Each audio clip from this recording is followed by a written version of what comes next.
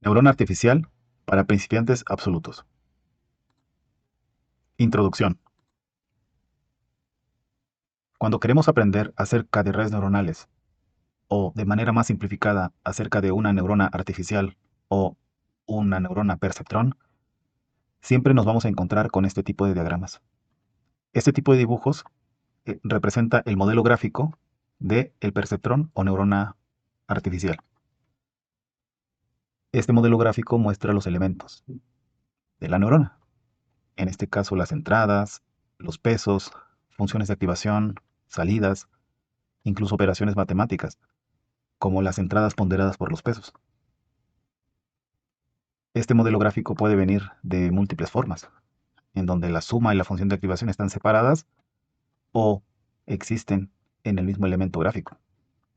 A veces encontramos una ecuación lineal en lugar de esta suma ponderada.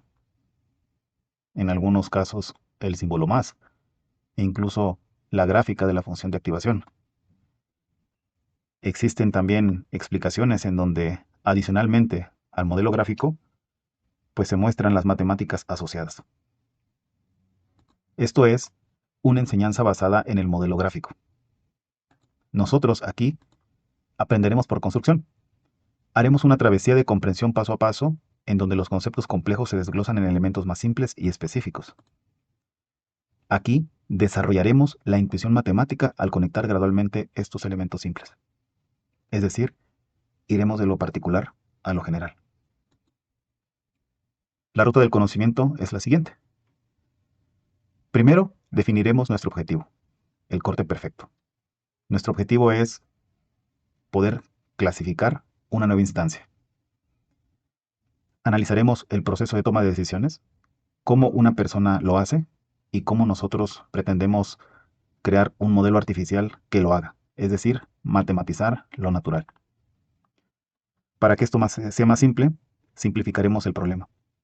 Es decir, iremos de 2 dimensiones a una dimensión. Analizaremos cómo operaciones matemáticas pueden cambiar el espacio. Después, analizaremos funciones matemáticas y cómo las podemos manipular a través de parámetros de control.